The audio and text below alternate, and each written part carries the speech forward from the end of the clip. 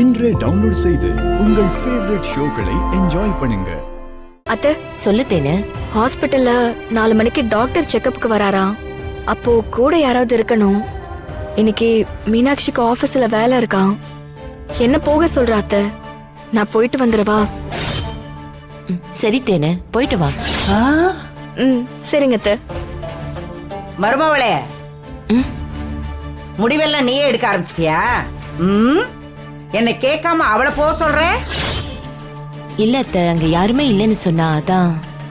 அதுக்கெல்லாம் நீ ஏன் கவலைப்படுற? அடுத்த வீட்டு பிரச்சனைய உன் தலையில தூக்கி போட்டுக்காத. ஐயோ, ஏம்மா, அந்த மகாராணிக்கு அப்படி என்ன வேலை? அவ போக வேண்டியதானே? இங்க இருக்கிறவங்களுக்கு ஆர்டர் போடுறாள் அவ.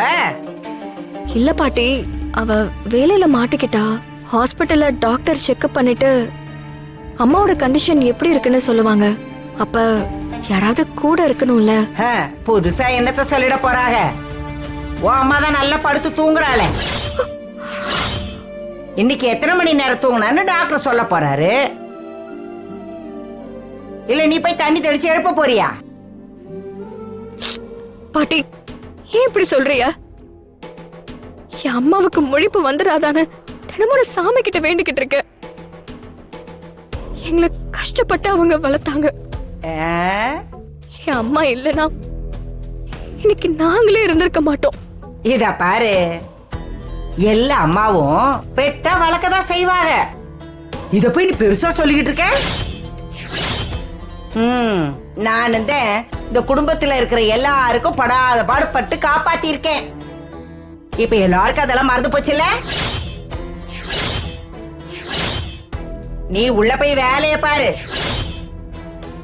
போய் சமையல முடி. பாட்டி, சாப்பாடு வச்சிட்டேன் பாட்டி. எனக்கு சோறு வேண்டாம். நேத்து சாப்பிட்டதே வயிற்றுக்கு ஒத்துக்கல. நீ போய் சப்பாத்தி தக்காளி சட்னி செஞ்சு வை போ.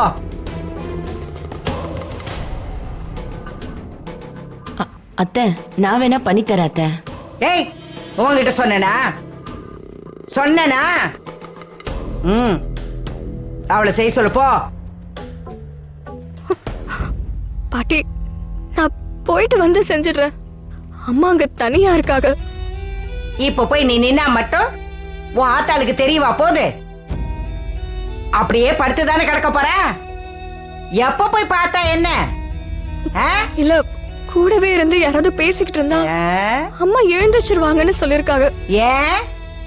உக்காந்து பாட்டு படி, அவ எழுந்திருச்சு உக்காந்துருவாளக்கம். எந்த கவலை இல்லாம நிம்மதியா தூங்குறா. எனக்கு தெரிஞ்சு அவ அவ்வளவு சீக்கிரத்துல எந்திரிக்க போறதில்ல. அத்தை, பெரியவங்க நீங்க, நீங்களே இப்படி சொல்லலாமா? ப்ளீஸ் பாட்டி, இப்படி எல்லாம் பேசாதீங்க. எங்க அம்மா எங்களுக்காக வாழ்ந்தவங்க. அவங்களுக்காக அவங்க எதுவுமே பண்ணிக்கிட்டது இல்ல. அவங்கள பாத்துக்க வேண்டியது எங்க கடமை. அதெல்லாம் அந்த வீட்டுல இருக்கிற வரைக்கும் தான். இந்த வீட்டுல இருந்தா இந்த வீட்டுல நான் சொல்றதான் நீ செய்யணும்.